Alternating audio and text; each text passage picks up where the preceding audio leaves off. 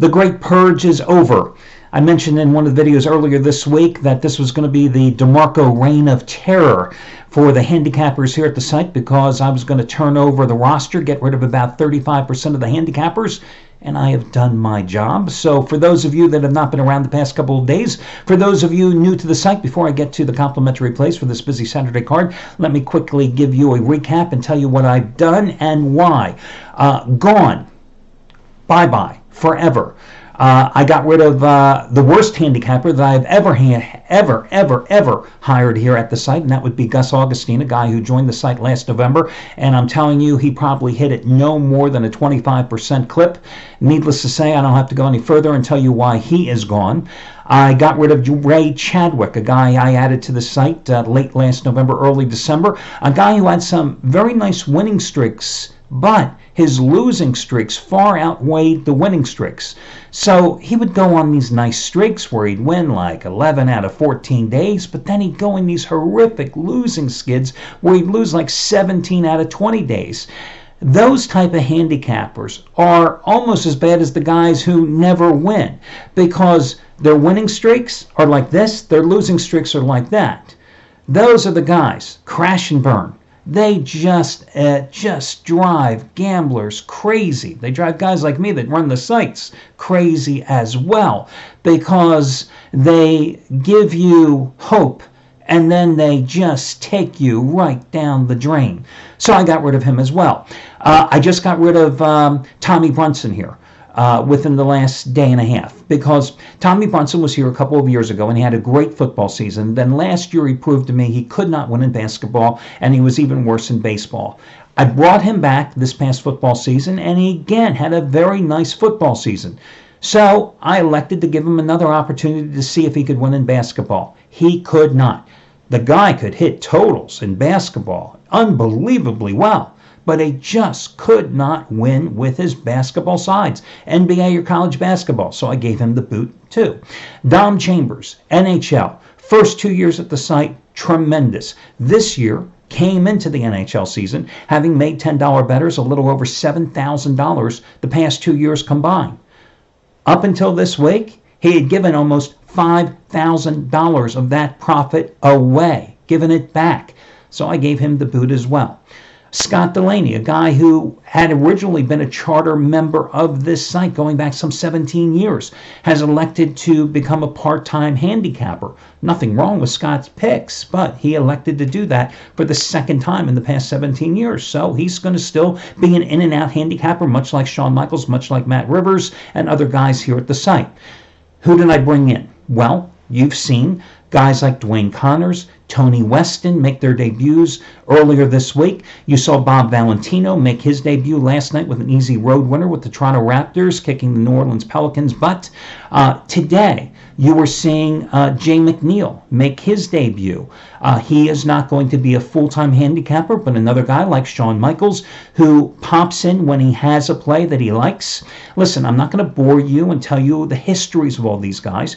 You can read about them, their bios on each one of their pages, and their rating systems as well. I also brought in Carl Garrett, who was a member of the site many, many, many years ago. He hails now from Vancouver. He, I believe, grew up in Calgary, Canada. He is going to be one of the guys that specializes in just hockey here at the site. Now, listen, he had his first hockey play last night. Didn't go well. He went with the Montreal Canadiens. They were on the wrong side of that game last night at Anaheim. They lost 8-2. I think he will have better days than that one. But, again, brought in, 5 new guys, and we will see. Because, listen, there's no guarantees in gambling, but I know I wasn't going anywhere with the guys I just got rid of, and you know it as well. So, let's move forward. As for what's going on today, I cashed in with my second Raise the Bar 20-dime NBA release of the season last night, scoring with the Clippers. Again, boys and girls, you have to look for situational handicapping. That was one of those spots last night where the Oklahoma City Thunder, coming off an emotional big overtime win on the road the night prior at Portland, great situation that you go against in the NBA when you have a team playing the second of back-to-back games. especially when that second leg is on the road, especially when that team is playing the second game coming off a road game in overtime. It was like hitting the trifecta. And the Clippers took care of business in a series where the home team is undefeated this season. And you got it as the half-price play of the day. So for me personally, now today, I'm coming back in basketball. Listen, I've won 4 out of 5 days this week, and you know how it goes, guys. That's the short-term run. I'm going for winning day 137 out of 238 overall, a streak that is stretched back all the way to July as the winningest handicapper at this site in that 8-month period. I never believe in walking away from the table when you're on a roll. So I'm going to go with Raise the Bar 20 college basketball winner number 8 out of 12 on an early game, Villanova and Seton Hall, that goes at noon Eastern time, just like last night's winner, just like Thursday's Raise the Bar 20 winner on Central Florida versus Cincinnati. You get it as the half-price play of the day by using coupon code HALF. The other big play today, Chris Jordan, the winningest college basketball handicapper here at the site, who has made in college basketball $1 bettors a little over $29,000 the past 2+ seasons. Double your wager. College basketball winner number 16 out of 21, Duke, North Carolina. Last Saturday, double your wager winner 15 out of 20. It was Belmont over Southeast Missouri State. Belmont Bruins, Southeast Missouri State? I don't even know what the team's nickname is. Duke, North Carolina, you get it for over half price off. He has made $1 bettors over $48,000 in all sports the past 27 months. 1,000 star plays or higher in all sports going back to 2006. He's made $1 bettors over $164,000. You get it for over half price off by using coupon code Chris. Okay, all your other discounts and coupons are over on the homepage. Let's get your complimentary plays. A team that I have used so often this season and a conference that has been so damn good to me. Let's talk about a couple of games in the Big 12 Conference. Texas Tech and Kansas State are tied for first place in the Big 12 going into today's games, the final day of the regular season. Now, Texas Tech is playing at 2 o'clock Eastern time. Kansas State is playing at, let's just double check the start time for that game. It's 6 o'clock Eastern time. Texas Tech is playing at Iowa State. Kansas State is playing at home against Oklahoma. These two teams are tied at 13-4, first place in the conference. Now, I have played Texas Tech, as you know. I just had them as a 15-time best bet, in fact, on Monday night when they beat up Texas at home 70-51. They have made me a ton of money this season. I like them today at Iowa State, laying the 2 points. What's one of the factors I tell you that's so critical in college basketball handicapping that you have to look at, other than the letdown and the look-ahead game? It's revenge. And when is that factor even more important? When it's in-season revenge. And that's what you have Texas Tech here today. Because Texas Tech suffered its second loss of the season. It's first in Big 12 play. It's first at home this year when Iowa State went into Lubbock and beat them 68-64 back on January 16th as a 5.5-point road dog. Well, Texas Tech comes into this game having won 8 in a row, 70-51, the most recent win on Monday night. This Iowa State team is reeling right now, having lost 4 of its last 5, coming off a road loss to West Virginia on Wednesday night. Its leading scorer is questionable for this game because of a toe injury. I just think that you've got to ride Texas Tech at this cheap price today, minus the 2 to 2.5 points.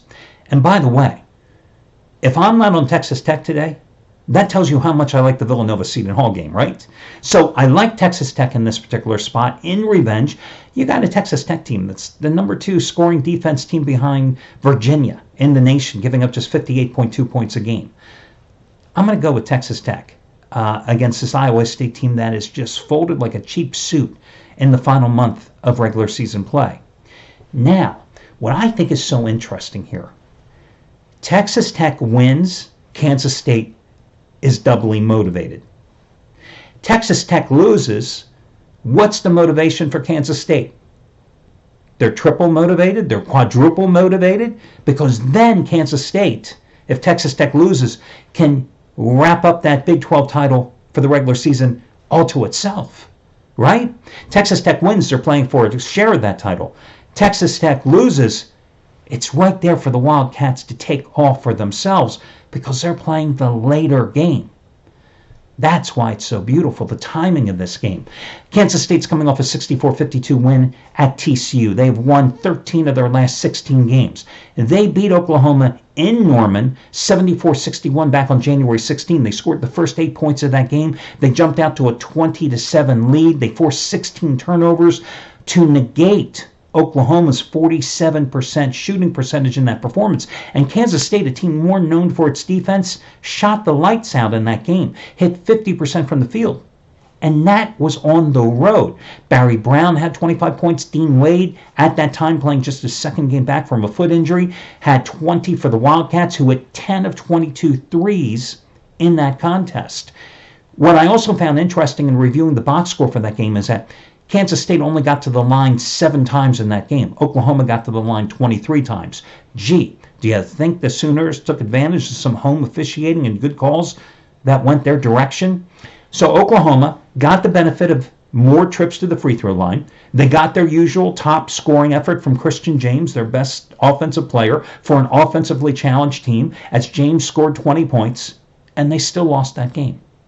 Oklahoma has won 4 of its last 5 after that tailspin that saw them lose 5 in a row. Lon Kruger, a Kansas State grad, against Bruce Weber, 0-6 straight up, 1-5 ATS, 0-6 straight up at Kansas State against Bruce Weber. I got to lay the points with Kansas State here on senior day and expect a really motivated team. And again, the level of motivation, I already laid that out for you. I like Kansas State in this game. So Kansas State and Texas Tech are your 2 complimentary plays today for this Saturday college card. I wish you well, guys. I'll talk to you again tomorrow. Good luck, everybody.